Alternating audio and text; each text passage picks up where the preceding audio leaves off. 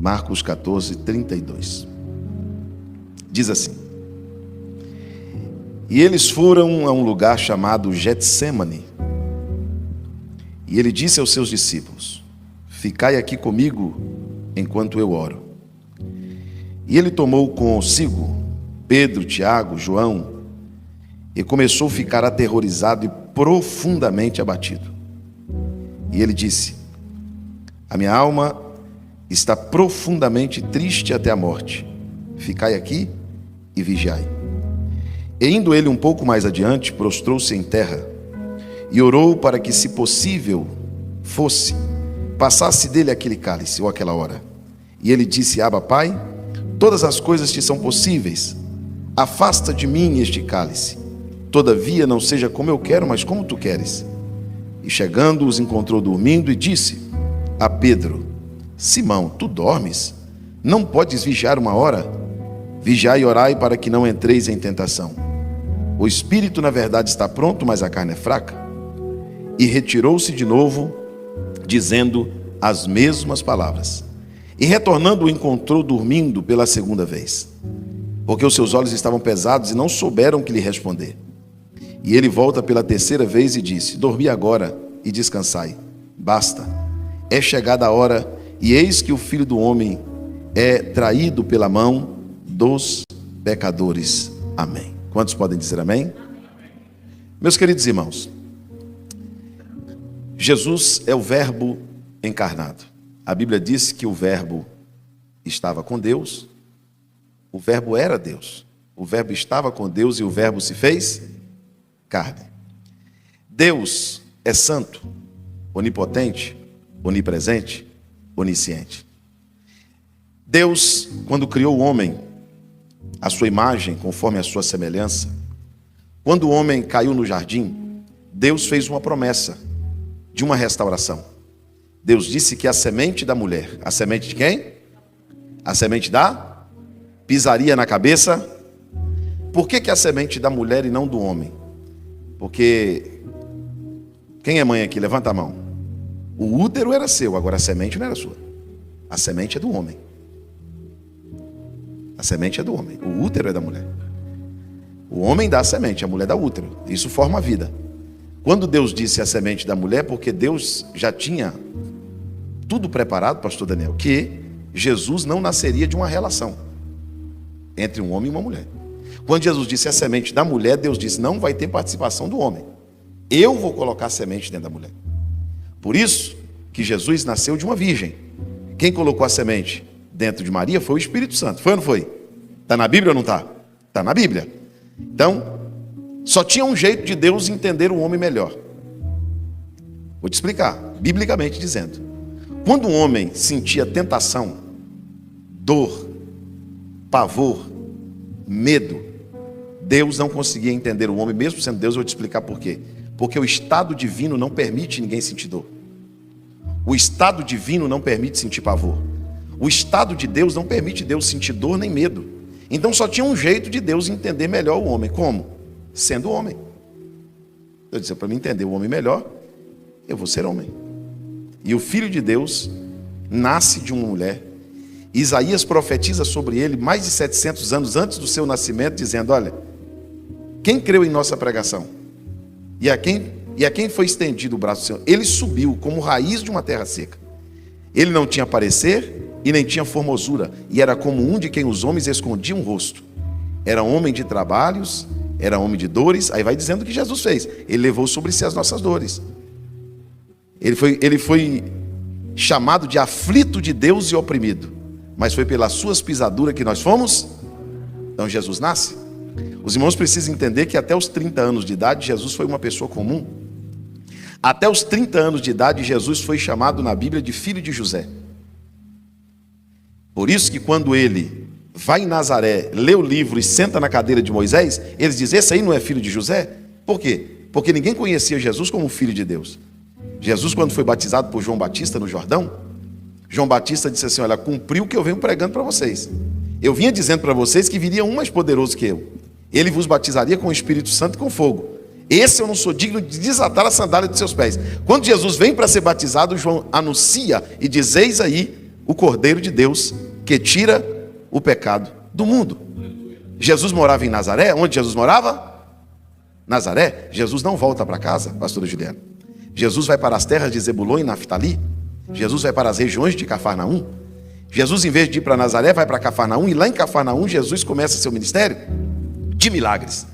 Registrado o primeiro milagre de Jesus em Caná. E Jesus começa a operação de milagres e prodígios em Cafarnaum. Por isso que a multidão passou a seguir. Porque não existe uma multidão que não siga milagre. Isso sempre foi comum desde a época de Cristo, da época dos profetas. E a multidão passou a seguir Jesus por quê? Porque a Bíblia diz que ele andava por todas as partes. Esta era a obra de Jesus. O que Jesus fazia, pastor? Ele andava por todas as partes fazendo o bem a todos, curando os enfermos, repreendendo os demônios e libertando os oprimidos do diabo. Essas eram as obras de Jesus. E onde Jesus passava, o que Jesus fazia? O que nós lemos no Evangelho, nos Evangelhos? Jesus ressuscitava mortos, purificava leprosos, curava enfermos, ensinava a palavra do reino. Jesus libertava pessoas de espíritos manifestos e de espíritos escondidos, como na mulher encurvada. Jesus curou coxo, cego, manco, homem da mão ressecada. Jesus fez uma série de milagres que seria impossível registrar todos. Ficou registrado o necessário. Mas certo é que depois de andar fazendo tantos milagres, Jesus precisava concluir a sua obra maior, a sua obra para a qual ele veio.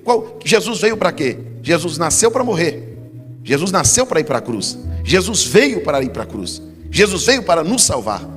A maior obra de Cristo não foi ressuscitar os mortos, não foi curar os enfermos. Isso ele faz até hoje. Isso ele faz até hoje. Jesus cura ou não cura? Eu assisti agora a última cruzada do pastor Reinhard Bonnke, na África, antes da sua morte. As cruzadas dele reunia 1 milhão de pessoas por culto. E sabe o que acontecia lá? É tão comum ressuscitar um morto, que o morto ressuscitava e ficava no culto, e eles jogavam o caixão fora. Então, você nunca viu, mas isso está acontecendo no mundo até hoje. Os cegos estão vendo. Quando o João Batista teve uma dúvida, pastor Daniel disse: olha, vai lá e pergunta para ele se ele é o Cristo mesmo, ou se nós haveremos de esperar outro Cristo. Jesus manda uma resposta para João e diz: os cegos veem, os mudos falam, os surdos ouvem, os coxos andam, os leprosos são purificados, os mortos ressuscitam, aos pobres é anunciada a palavra do reino, e diga para João que bem-aventurado é aquele que não se escandalizar em mim. E Jesus andou 3 anos fazendo milagres constantes, ensinando a palavra do reino, anunciando o reino de Deus. Então a obra de Jesus, primeiro, ele fez o bem a todos. Jesus nunca fez mal a ninguém. Jesus curou os enfermos, nunca colocou uma enfermidade em ninguém. Jesus nunca colocou um espírito em alguém, só tirava os espíritos ruins. Jesus só expulsava. A obra de Jesus era maravilhosa, mas Jesus era homem. Jesus era? Só quem está me ouvindo, Jesus era? Pastor, Jesus era homem? Era. Os Hebreus escrevem dizendo: nós não temos um sumo sacerdote que não se possa compadecer das nossas fraquezas, porque assim como nós, é homem. Jesus Cristo, o homem. Você vai ler muitas vezes na Bíblia. Jesus nasceu de uma mulher e era homem de dores e de trabalho. Nós não podemos esconder a identidade humana de Jesus. E hoje, nesta noite, o Senhor Deus colocou uma palavra no meu coração para falar sobre isso, sobre uma obra que Jesus fez como homem, para nos mostrar que é possível, como homens, também fazer. Jesus foi até um lugar chamado Getsemane. Era um jardim. Jesus levou 3 dos seus amigos, porque aquele dia, pastora Juliana, era um dia que Jesus ia revelar um lado que ele nunca tinha revelado para ninguém. Jesus era o herói dos seus discípulos. Quando o pão acabava, quando não tinha nada para comer, com uma multidão de 15 mil pessoas na frente de Cristo, André trazia 5 pães e 2 peixes, propositalmente dizia assim: olha aqui, Senhor, só tem 5 pães e 2 peixes, mas o que é isso para tanta gente? Porque ele já sabia que Jesus operava milagre. Jesus disse: me deu pão, me deu peixe. Levantava, dava graça. Uma multidão de 15 mil pessoas comia de 5 pães, de 2 peixinhos, e sobrava 12 cestos cheios. Está lá um demônio no corpo de um homem dizendo: eu não saio, vou matar esse homem. O homem está morando dentro do sepulcro, dentro do cemitério. Jesus disse assim: não, vamos lá. A família, a sociedade, ninguém libertou o homem. Jesus foi lá e libertou quando tinha um problema insolúvel. Os discípulos diziam assim: traga para o nosso mestre. Os irmãos lembram do lunático? O lunático, os discípulos disseram: sai demônio, demônio, sai não. Sai espírito, sai de jeito nenhum. Então vamos levar para o nosso mestre. Chegou lá Jesus: homens de pouca fé, traz ele para mim. Está vendo? Com o nosso mestre sai. O nosso mestre é poderoso. Jesus sempre foi o herói dos discípulos. Esse Jesus que andou com os discípulos, meus irmãos, durante 3 anos, ele se revelou de forma tão profunda para os discípulos, que a maioria dos discípulos, tendo uma vida de pescadores ou sendo de aldeia de pescadores, eles sabiam que a coisa mais terrível e mais forte que existia não era a fúria de uma enfermidade nem de um demônio, era a fúria do mar. E o dia que eles pegaram a maior tempestade da vida, Jesus estava no barco. E a Bíblia diz que Jesus levantou e falou para o mar assim: se cala. Jesus falou para o vento: te aquieta agora. O vento cessou, o mar calou, se fez uma grande bonança. Os discípulos se reuniram no cantinho do barco e começaram a perguntar um para os outros: mas quem é esse? Até o vento e o mar lhe obedece quando ele manda. Porque ele manda no mar, ele manda no vento, ele manda nos demônios, nas enfermidades. Você acredita nisso? Diga glória a Deus. Só que Jesus, pastor Daniel, precisava deixar registrado a passagem do Getsêmani. Jesus não pediu para tirar isso dos evangelhos. Jesus não pediu para esconder o que ele passou lá. E quando ele foi para lá, ele só levou 3 amigos, porque o restante não tinha estrutura para ver ele naquela situação. A Bíblia vai dizer, no versículo de número 32: e foram a um lugar chamado Getsêmani, e disse aos discípulos: ficai aqui comigo. Vocês podem repetir essa frase? Vamos lá de novo? Dá para acreditar, irmãos, que Jesus estava com medo de ficar sozinho. Jesus fez um pedido. Jesus tinha medo de demônio? De vento? De mar? Não. Mas esse dia Jesus disse assim: eu vou mostrar para vocês uma obra de um homem. Eu sou Deus, mas também sou homem. E como homem eu vou passar por isso. Jesus disse: ficai aqui comigo.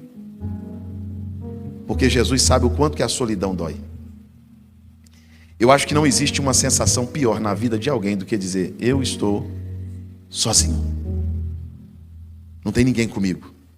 Jesus chama seus 3 melhores amigos, seus 3 discípulos que andavam com ele, e só entravam, esses 3 discípulos entravam com Jesus em lugar que os outros 3 não entravam. Jesus estava nos ensinando que no momento mais difícil da vida, você não pode deixar alguém sozinho, mesmo quando você vê esse alguém como um herói. Talvez você pense: minha mãe não precisa disso, minha mãe é forte. Meu pai não precisa de eu dizer isso para ele, ele já sabe. Jesus fez um pedido: eu quero que você fique aqui comigo. Eu não quero que vocês resolvam o meu problema. Vocês não têm poder para resolver meu problema. Eu não quero que vocês solucionem, porque quem soluciona o problema aqui sou eu, não é vocês. Eu não estou querendo que vocês resolvam o meu problema, eu estou querendo que vocês me dêem a companhia de vocês. Ficai aqui comigo. Agora escute isso. E ele começou a ficar aterrorizado. Em algumas traduções diz que ele começou a ficar com medo. Com quem, irmãos? E tem gente que até está com medo de falar. Mas é de Jesus, pastor, que eu estou falando. Ele começou a ficar com medo. Você já imaginou Jesus com medo? Porque você é crente, porque você é pastor, porque você é mulher de Deus, porque você tem fé, porque você carrega uma Bíblia. Ninguém aceita você ter medo. As pessoas exigem de você coragem o tempo inteiro. As pessoas olham para você como se você fosse de pedra, como se você fosse de ferro. Você não é crente, você não vai morar no céu, você não pode ter medo de morrer. Você não vai para o céu, medo de morrer por quê? As pessoas pressionam a nossa fé. Só que Jesus sentiu medo, porque o medo é humano. Em algum momento da vida você vai sentir medo, mas no momento mais difícil da vida, Deus vai preparar pessoas especiais para estar ao seu lado. Você pode glorificar Deus por isso? No momento do medo, Deus vai colocar alguém para segurar sua mão. Paulo escreveu dizendo assim: olha, na minha primeira audiência todos me deixaram, mas Lucas ainda está comigo. Deus sempre vai preparar um amigo. Você pode dizer glória a Deus por isso? Agora olha que coisa tremenda. Jesus leva os amigos e diz assim: fica comigo. Os amigos de Jesus também são homens. E Jesus agora, pastor Daniel, começa a ficar aterrorizado. Os discípulos, eu quero que os irmãos agora vá para o Getsêmani comigo. Vamos lá no Getsêmani. Imagine o teu herói, o que expulsa demônio, ressuscita mortos, manda o mar se acalmar, fala com o vento, fala com as ondas. Imagina você vendo essa cena. Os discípulos olharam um para o outro e disseram: eu nunca vi um mestre assim. Você sabe o que Jesus estava dizendo para eles? Vocês estão achando que é todo dia que vocês vão levantar pisando em brasa? Você está achando, irmão, que é todo dia que você vai levantar pisando em demônio? Você está achando que é todo dia que você vai levantar falando em língua cheia? Tem dia que você vai levantar pela manhã e você vai procurar a fé. Você vai procurar a coragem. você vai procurar o ânimo e não vai vê-lo. Tem dia que você vai ter medo, medo que alguém morra, medo de morrer, medo que aconteça. É normal, isso é do homem. Os discípulos olharam e disseram: eu nunca vi ele assim. Jesus disse: eu vou deixar eles me ver assim, porque isso vai servir de lição para eles. Eu vou ensinar para eles como se age quando a gente está assim. Primeiro, o Getsemane é o jardim da oração. O Getsemane é o quê, irmão? Não, você precisa gravar isso para nunca mais esquecer. O que é o Getsemane? Então quando eu estou para enfrentar a morte, o Calvário, a cruz, quem vai me prender, quem vai me bater, quem vai me colocar uma coroa de espinho, para onde eu devo ir? Eu devo ir para o jardim da oração. Essa foi a obra de Jesus. Jesus disse: eu vou ensinar para vocês, quando o negócio apertar, que a alma gritar, que o pânico chegar, que a depressão bater na porta do coração, que o medo chegar, não vá para outro lugar, senão para o jardim da oração. Eu quero que você levante as suas mãos comigo. O desespero não pode te vencer. Sentir medo é humano. Agora, você não pode ser vencido pelo desespero. Você não pode ser vencido pela loucura. Você não pode ser, não, o medo pode vir, mas ele não pode te vencer. Por que o medo não venceu Jesus? Porque Jesus estava no lugar certo. Por que Jesus não foi tomado pelo desespero? Porque Jesus não estava em outro lugar, senão no jardim da oração. Você poderia estar agora, na frente da sua televisão. Você poderia estar agora no pátio, na praça de alimentação do shopping. Você poderia estar agora fazendo qualquer outra coisa. Mas alguma razão te trouxe, no meio de uma pandemia, no meio de um tempo difícil, de um ano estranho. Deus te traz para o jardim da oração para te dizer: eu vou te dar coragem, eu vou te dar força, eu vou te dar ânimo. Quem acredita que o medo vai ser vencido? O medo vai ser vencido. A fé vai falar mais alto. Você é gente, mas é gente de Deus. Você é humano, mas é mulher de Deus. Você não vai ser vencido, você vai vencer. Jesus estava ensinando para os discípulos: olha, em algum momento da vida nós vamos sentir medo. E a Bíblia diz que ele não ficou só com medo não. Ainda no versículo de número 34, versículo 33, além dele ficar aterrorizado, ele ficou profundamente, diga comigo, profundamente, não, grita, abatido. Por que a gente, irmão, seja sincero comigo, por que a gente não aceita isso?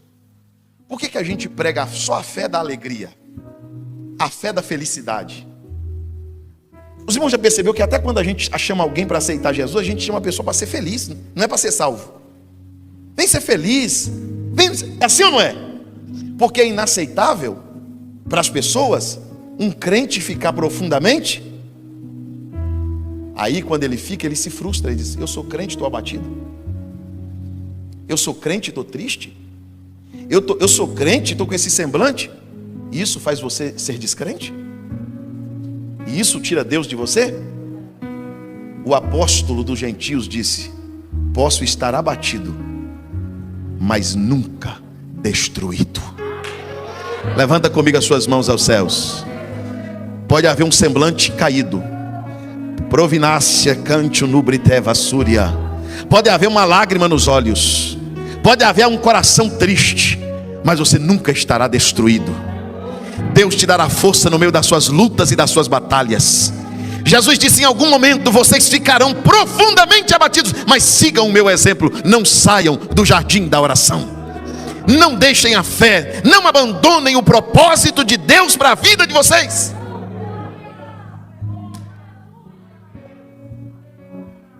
Se a gente não puder ficar triste nunca, vai chegar um momento que você vai dizer: então eu não sou crente, pastor, eu não sou de Deus, eu estou profundamente abatido. Aí no versículo 34,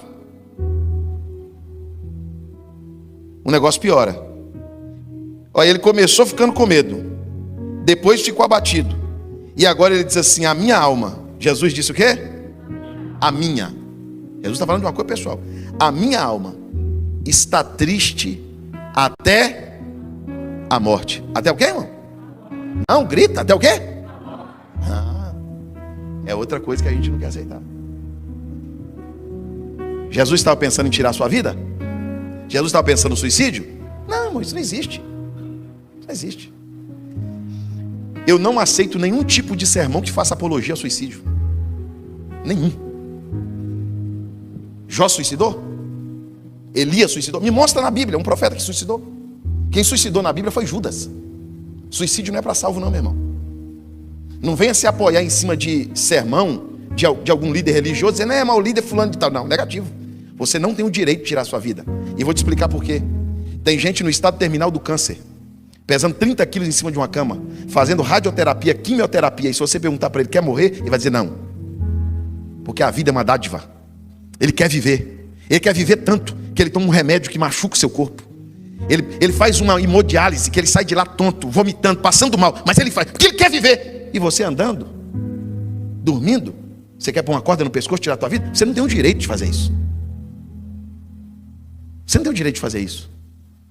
A Bíblia diz que Deus deu a vida e só Ele que tira. Diga comigo, a vida é um presente. A vida é um presente. Jesus não estava pensando no suicídio. Jesus sentiu aqui, pastor Daniel, o que o Elias talvez sentiu debaixo do zimbro.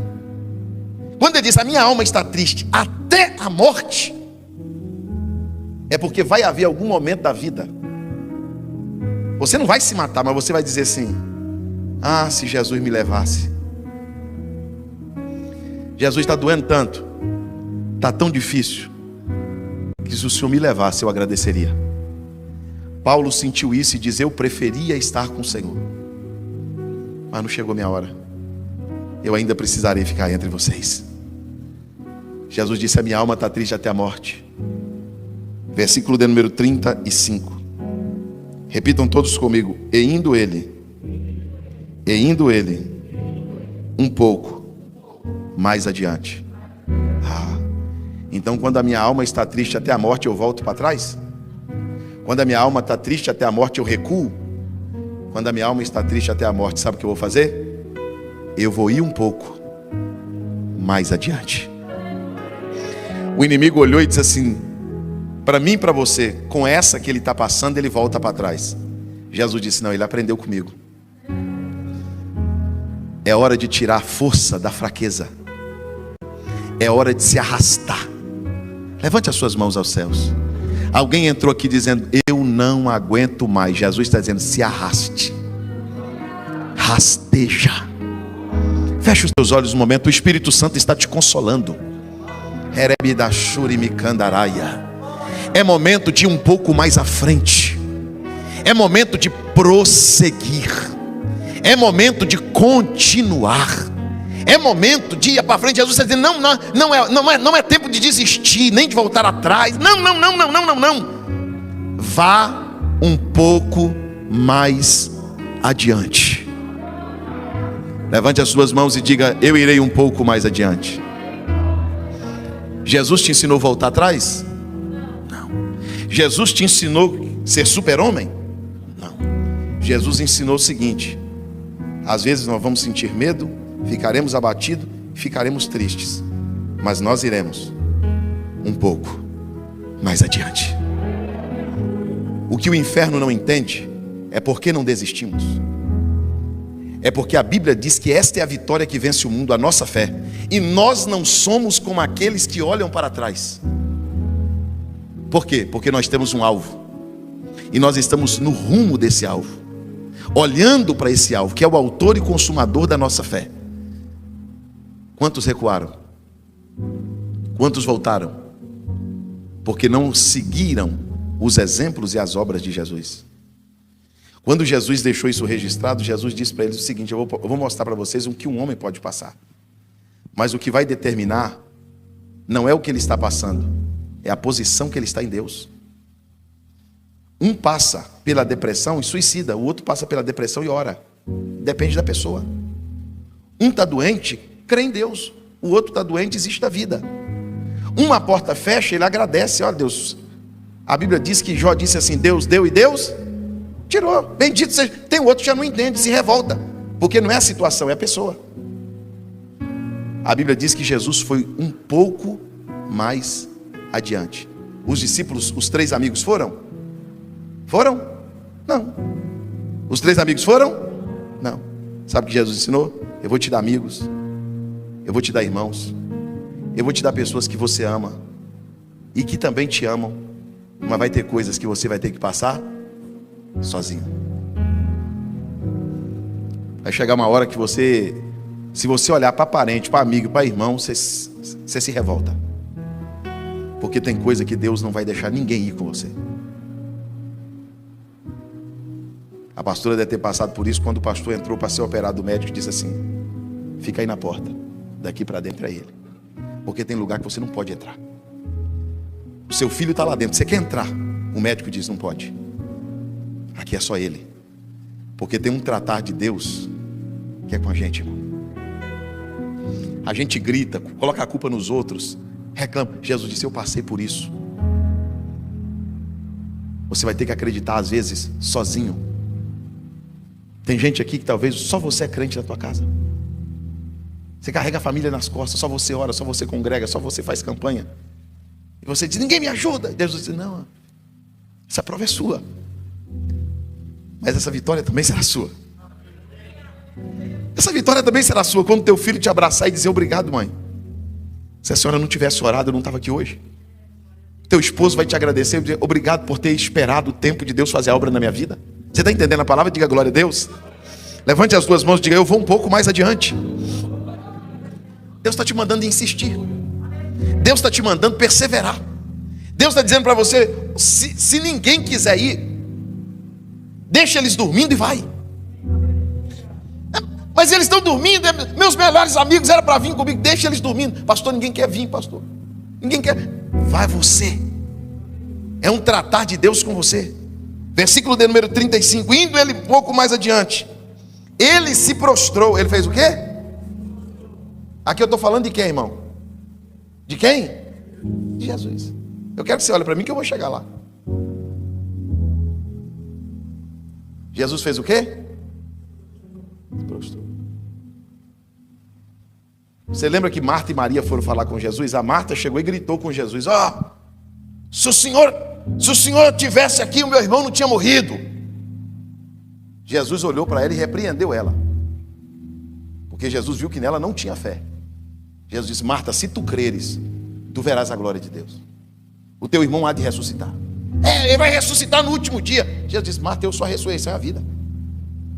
Quem crê em mim, ainda que esteja morto, viverá. Aí vem a Maria, pastora Juliana. Quando a Maria vem, em vez da Maria gritar com Jesus, a Maria se joga nos pés de Jesus, abraça os pés de Jesus e disse: ah, Senhor, olha a tonalidade, mudou. Se o Senhor tivesse aqui. Jesus repreendeu Maria? Jesus perguntou: onde está o morto? Me leve na sepultura. Ninguém tem direito de encostar Deus no canto. Ninguém tem direito de gritar com Deus. Ninguém tem direito de dizer para Deus: ou o Senhor faz ou eu saio da igreja, ou o Senhor faz ou eu largo tudo. Ei, se prostra.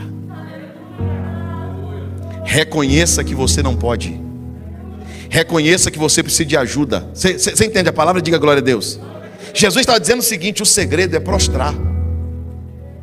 O segredo é se render. Ele se prostrou, olha o que ele disse. Ele se prostrou em terra e orou. E ele disse: olha, se possível, olha, irmão, que lição. Você pode repetir isso? Se possível? Então eu vou provar para você. Não estou dizendo que você não deva fazer isso, porque profeticamente você pode. Eu também faço. Seja sincero, quantas coisas você decretou, determinou, profetizou e não aconteceu nada? Seja sincero, irmão. Eu profetizo que o fulano não morre, morreu. E aí? Eu determino que a pandemia acabou, não acabou. E aí? Olha para o teu irmão e diga para ele assim: se possível. Quando você for orar, não diga para Deus que Ele é obrigado a fazer, não. Quando você orar, não diga para Deus: o senhor tem que fazer porque o senhor é Deus, ou faz ou não faz. Tem uma igreja aí que ensina assim. Ensina você a brigar com Deus. Gente que nem crente é, nem nasceu de novo, nem vida com Deus, tem gritando com Deus, jogando a Bíblia no chão. Só tem que fazer. Não, Deus não tem que fazer nada.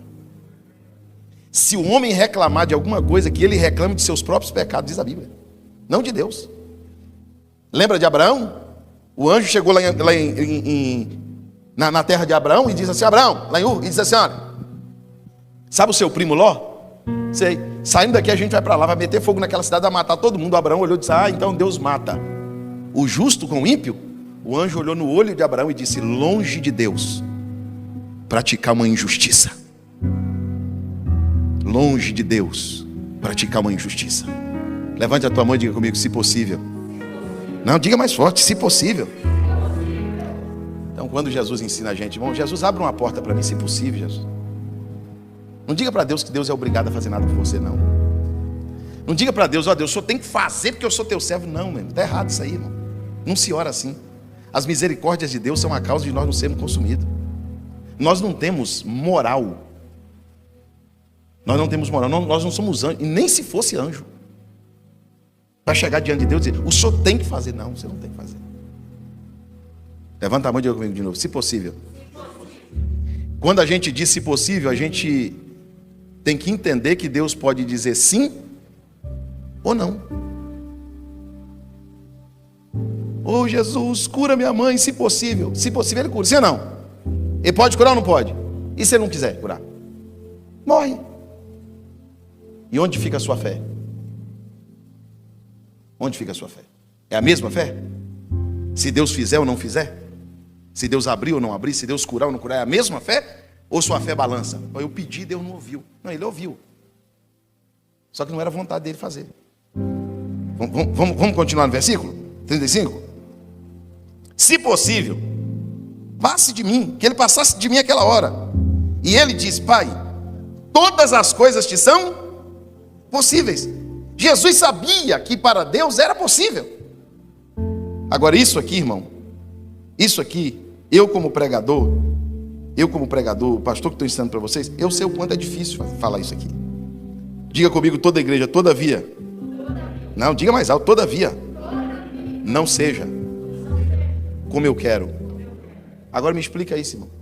Se quando você vai orar, tem vontade na sua oração, você coloca as suas vontades, eu coloco as minhas vontades na minha oração.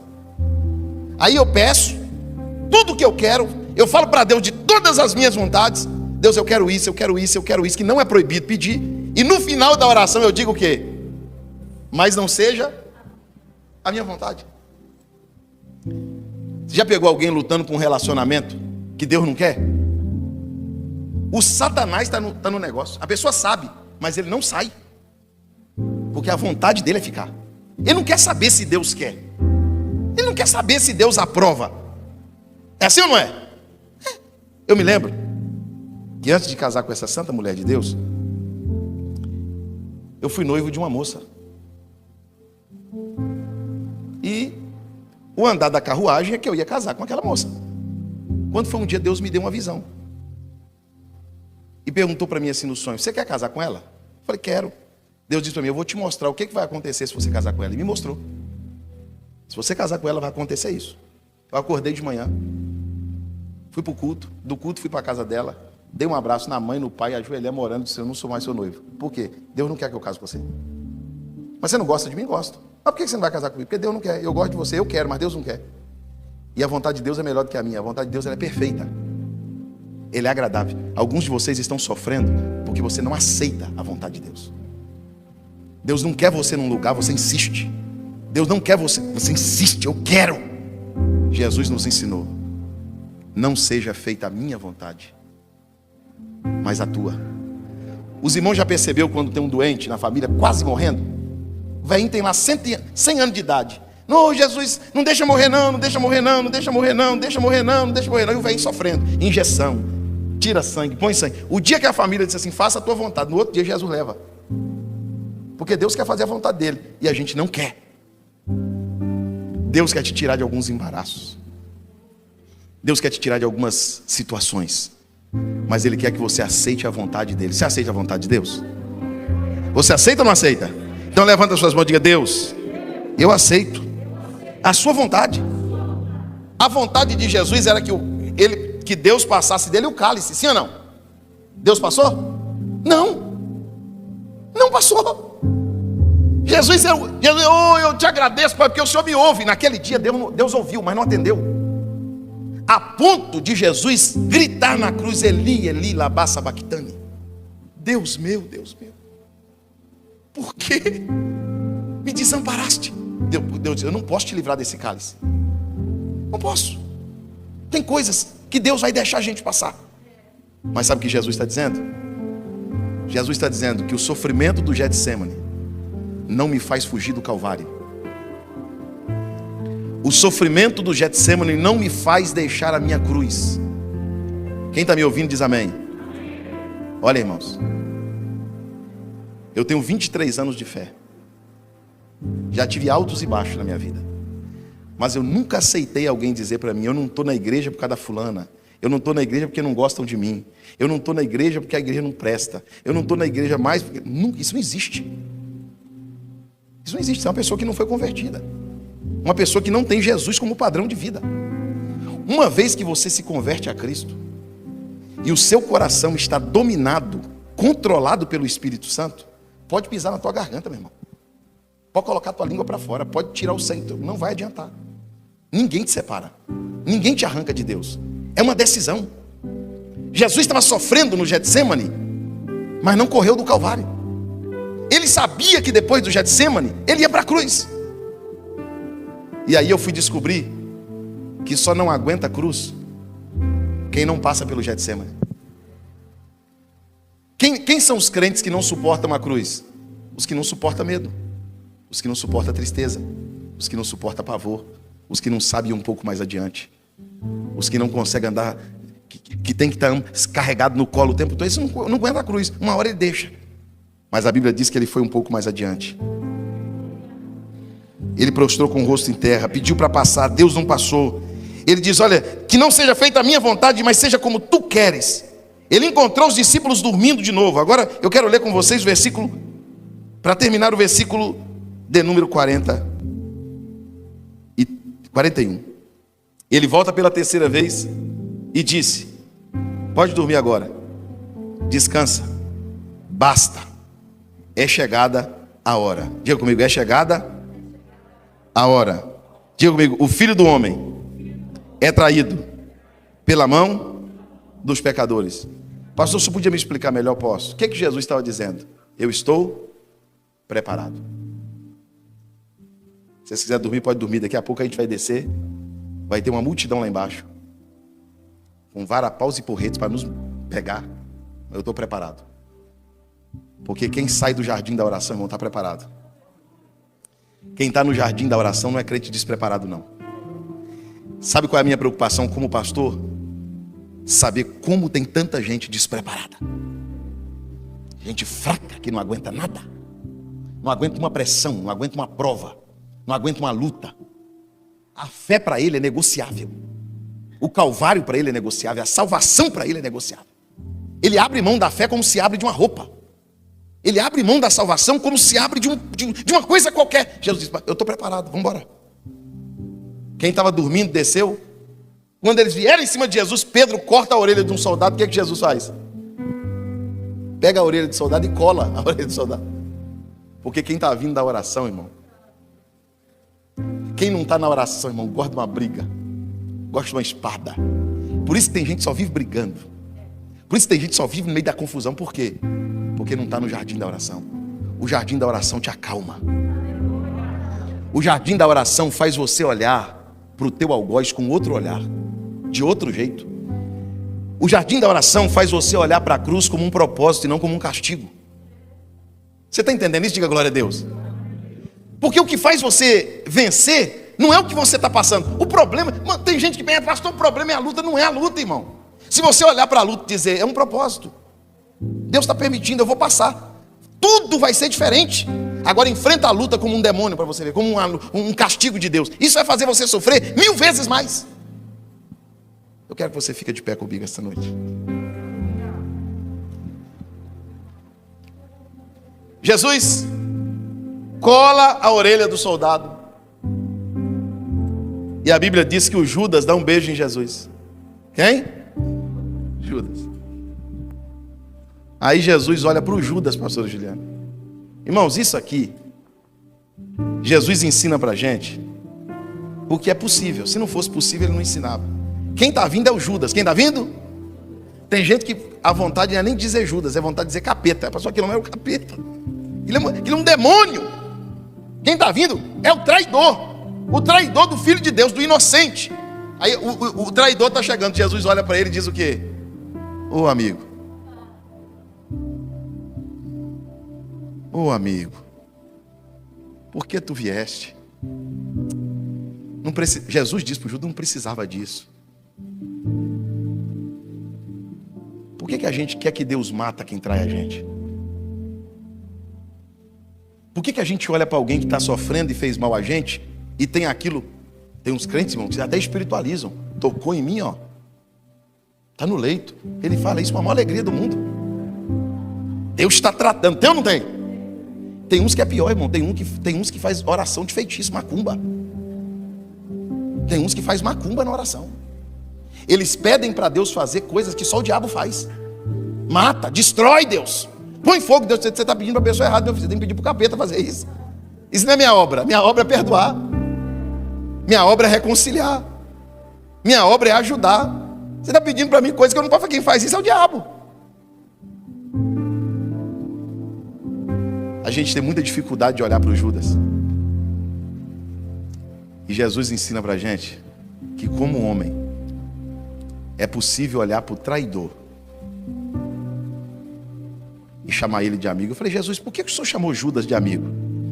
Jesus disse assim, porque ele não era meu amigo, mas eu sempre fui amigo dele. Não cobre das pessoas um sentimento igual ao seu, porque cada coração é um coração. Ah, pastor, eles não querem amar. Ama você. Eles não perdoam, perdoe você. O coração dele é alheio. Você não tem como mandar no coração de alguém, ainda que isso te faça sofrer ou te decepcionar, mas é o seu coração.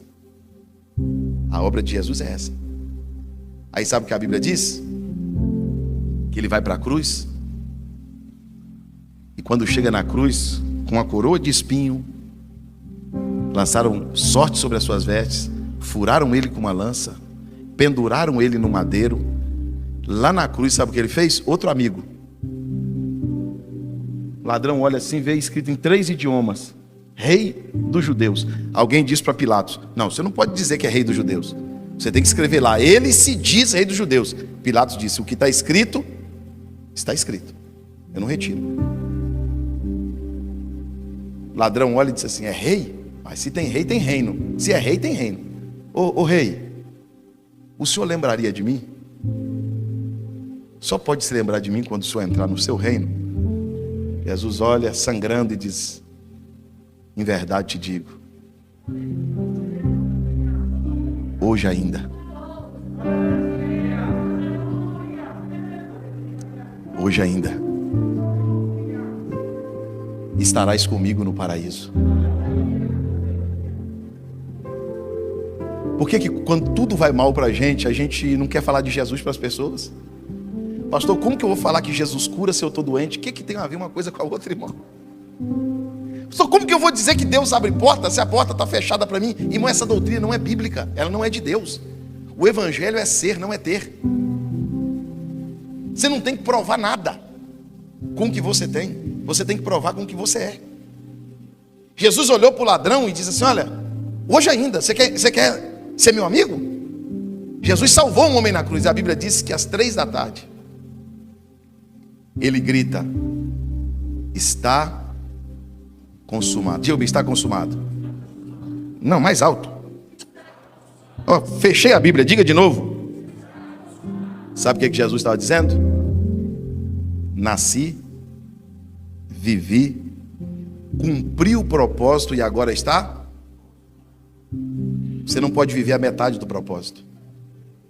Você não pode ser crente a metade da vida. Fé não é como o tempo de trabalho que você aposenta. Ah, pastor, tem 32 anos de fé, vou encostar. Não. Aquele que perseverar até o fim, esse. É esse. Eu não vou mentir para os irmãos, não tem promessa para os outros, é para esse. Pastor, e os outros? Não, os outros não vão ser salvos. A promessa é só para quem vai até o fim. E tu, Daniel, vai até onde? Até o fim. Deus te trouxe aqui hoje para te dizer que a vida não é feita só de sorrisos,